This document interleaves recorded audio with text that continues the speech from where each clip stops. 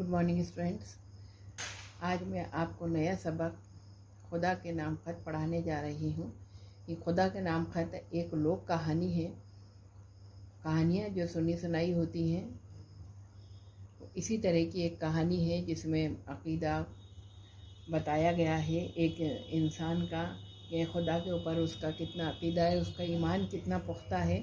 इसी बारे में इस कहानी के अंदर बताया गया है। मैं आपको इस कहानी को थोड़ा समझाऊंगी, उसके बाद इसका खुलासा लिखवाऊंगी कि इस कहानी का अहम किरदार लेन शू है। उसके पास खेत होता है। वो देखता है कि खेत में खेतों को देखने जाता है और आसमान की तरफ देखता है। घटा छा रही है, बादल आ रहे हैं और वो बीवी से कयास करता है कि शायद आज बरसात होगी। बीवी खाना बना रही होती है, बच्चे बाहर खेल रहे होते हैं। जब बीवी खाना बना चुकती है तो वो सभी लोगों को खाने के लिए बुलाती है। सब लोग खाना खाने बैठते हैं कि बरसात शुरू हो जाती है। लेन चू बहुत ज़्यादा खुश होता है कि जो है उसका मानना था कि बरसात नहीं हो रही है, बल्कि आसमान से पानी के कतरे नहीं टपक रहे हैं, बल्कि सिक्के टपक रहे हैं, छोटे और बड़े हर तरीके के। क्यों? क्योंकि उसका मानना था, उसका कहना था कि जब बरसात होगी तो फसल अच्छी होगी, फसल अच्छी होगी तो बेचकर जो है रुपए कमाएगा, अपना और अपने परिवार का पालेगा। लेकिन धीरे धीरे आंधड़ चलता है। लेन शू खाना खा चुकता है और खाना खाने के बाद खेतों की तरफ जाता है और वहाँ देखकर खेतों में घूमता है। खेतों में घूमकर उस बरसात की तरंग को अपने तन मन में महसूस करता है और वापस घर लौट आता है। लेकिन धीरे धीरे क्या होता है कि आंधी और अंधड़ चलने लगते हैं, और जैसे ही अंधड़ और आंधी चलते हुए हैं उससे बरसात तेज़ होती है और साथ में ज़्यालाबारी भी शुरू हो जाती है। ज़्यालाबारी कहते हैं ओले गिरना, के साथ में ओले भी गिरना शुरू हो जाते हैं। और ओले गिरने से उसकी मटर के जो खेत थे या मटर की जो बेलें लगी हुई थी वो सब बर्बाद हो जाती हैं और सारी फसल उसकी मिट्टी में मिल जाती है।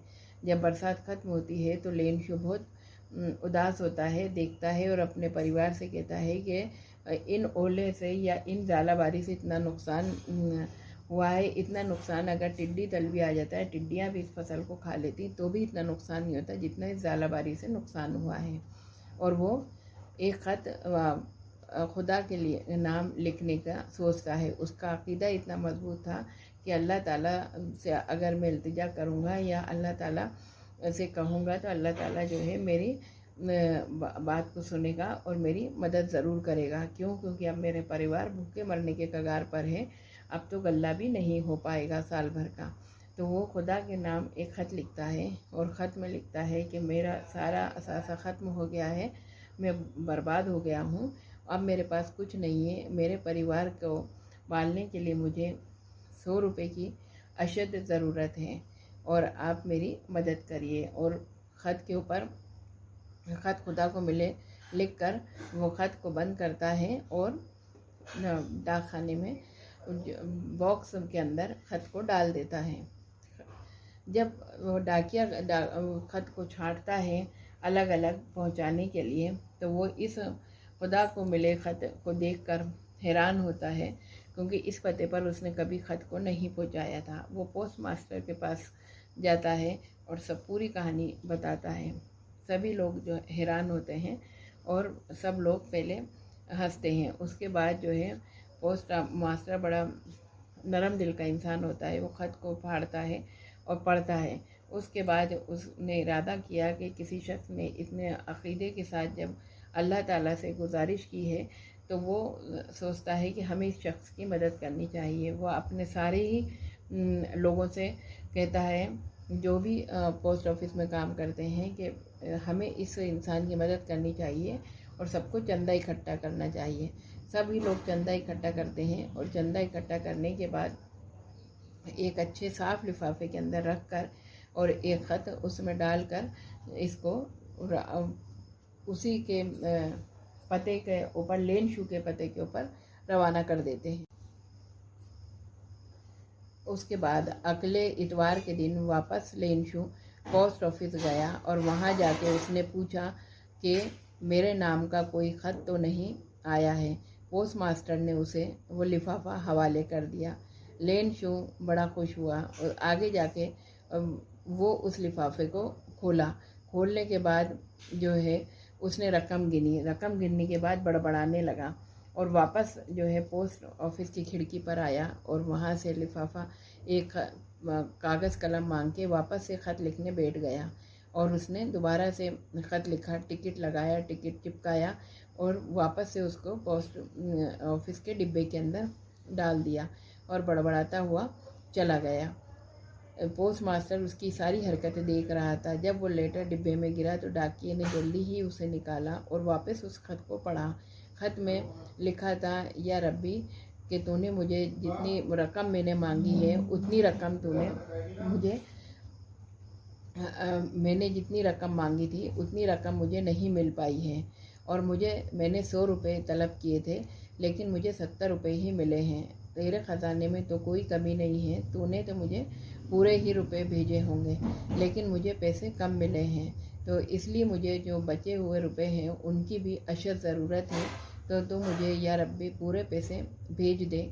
लेकिन अब के बार जो है पोस्ट ऑफिस के ज़रिए, डाक खाने के ज़रिए इन पैसों को मत भेजना। क्यों? क्योंकि यहाँ के मुलाजिम बदनीयत हैं और मुझे अलग से इन पैसों को देना। तो इस तरह ये कहानी ख़त्म होती है। इसमें एक इंसान का पुख्ता अक़ीदा बताया गया अल्लाह ताला के ऊपर कि उसने अल्लाह ताला से मदद मांगी है तो अल्लाह ताला उसकी मदद ज़रूर करेगा।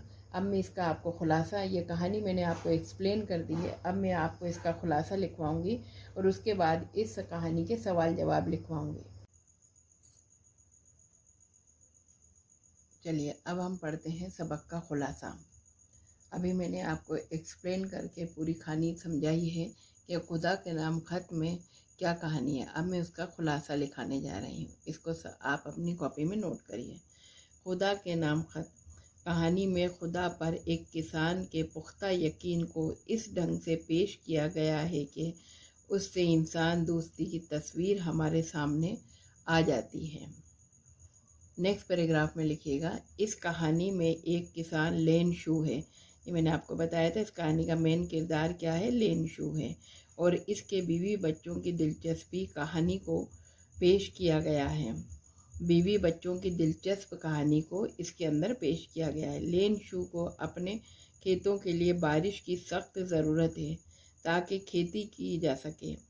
कई दिनों के इंतज़ार के बाद बारिश आ तो जाती है लेकिन साथ ही अपने ओलों की शक्ल में तबाही भी लाती है। तेज़ बारिश होती है, ओले होते हैं, जो मैंने आपको एक्सप्लेन करते वक्त समझाया था, लाती है। इस तरह लेन शू की खेती बाड़ी तबाह हो जाती है। चलिए अब आगे पढ़ते हैं। लेन शू मायूस हो जाता है। वो खुदा पर परस्त और ईमान का पक्का इंसान था। उसे खुदा पर पूरा भरोसा है और इसी एतमाद के बिना पर वो खुदा को ख़त लिखता है। क्या करता है? वो खुदा को ख़त लिखता है, मैंने आपको अभी समझाया था एक्सप्लेनेशन में, और खुदा से दरख्वास्त करता है कि मदद के तौर पर 100 रुपये उसे भेज दिए जाएँ। ये ध्यान रखिएगा कि खुदा से क्या दरख्वास्त करता है कि मदद के तौर पर 100 रुपये भेज दिए जाएँ। लेन शू का ख़त डाकिये के पास जाता है, वो उसे अपने अफसर को दे देता है। अफसर हैरत में पड़ जाता है कि खुदा का ख़त किस जगह पहुंचाया जाए। आखिर में सब लोग मिलकर लेन शू के ख़त को पढ़ने का मशवरा करते हैं। इस तरह सब के मशवरे से ख़त पढ़ा जाता है। लेन शू की कहानी पढ़कर सबको उसकी हालत पर तरस आ जाता है। उनका ज़मीर जाग उठता है। वो सब आपस में मिलकर चंदा जमा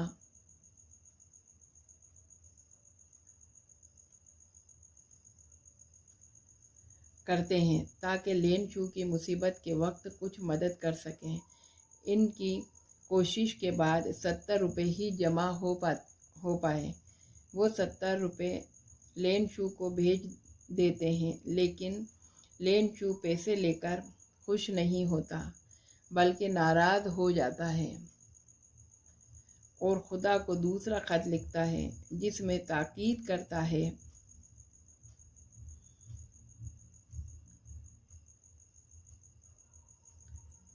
कि बाकी की रकम जल्द अज जल्द भेजी जाए, मगर इस डाक खाने के ज़रिए नहीं, क्योंकि यहाँ काम करने वाले लोग बेईमान हैं। क्यों? क्योंकि उसे पैसे कम मिलते हैं तो वो वहाँ के लोगों को बेईमान समझता है। ये मैंने आपको एक्सप्लेनेशन करते वक्त पूरी कहानी समझाई थी। अब इसका खुलासा लिखिए, पैराग्राफ चेंज करिए। इस कहानी में ये बात वाज़ेह की गई है कि कभी कभी इंसान की तकलीफ़ और परेशानी को देखकर लोगों के दिल में उसके लिए हमदर्दी पैदा हो जाती है और वो उसकी मदद को तैयार हो जाते हैं। जिस तरह लेनशू के ख़त को पढ़कर डाक खाने के अफसरों में उससे हमदर्दी पैदा हो गई और उसकी मदद के लिए उन्होंने चंदे करके पैसे भेजे। इस तरह ये कहानी यहीं ख़त्म होती है। इसका खुलासा आप अपनी वीडियो को पोस्ट करिए और अपनी कॉपी में नोट करते जाइए। चलिए, अब मैं आपको इसके सवाल जवाब करवा रही हूँ।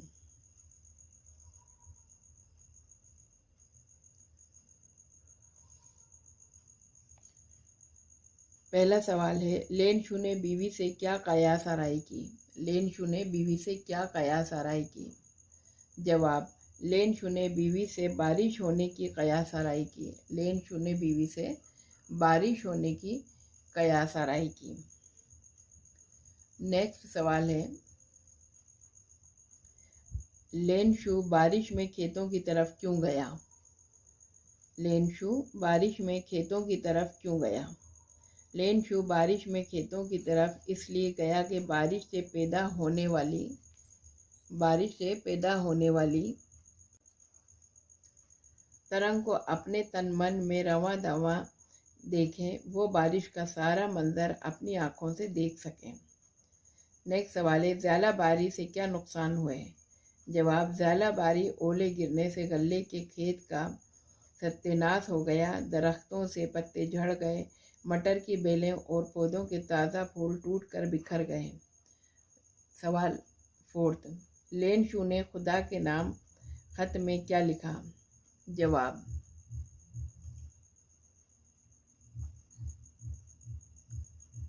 लेनशू ने खुदा के नाम खत में लिखा कि ए खुदा, तू ही सबकी मदद करने वाला है। अगर तूने मेरी मदद नहीं की तो मैं और मेरे बीवी बच्चे भूखे मर जाएंगे। इस वक्त मुझे 100 रुपये की बेहद ज़रूरत है ताकि मैं अपने खेतों की हालत को दोबारा ठीक कर सकूं। ज़्यादा बारी ने मेरी फसल और अरमानों को बर्बाद कर दिया है। ए खुदा, फसल की कटाई तक मैं खाने पीने की चीज़ें खरीद सकूं, इसलिए मुझे 100 रुपये जल्द अज जल्द भेज दे।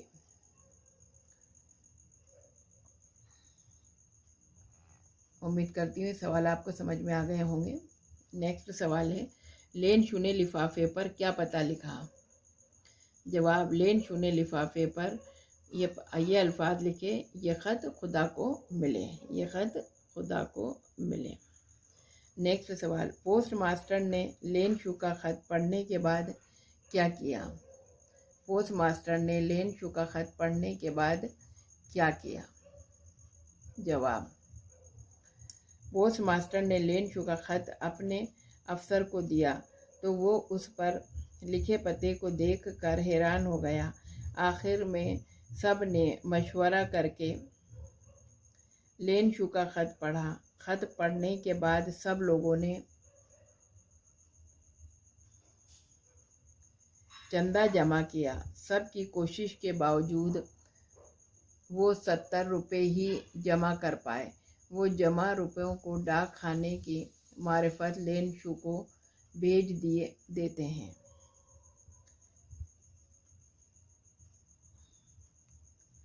नेक्स्ट सवाल,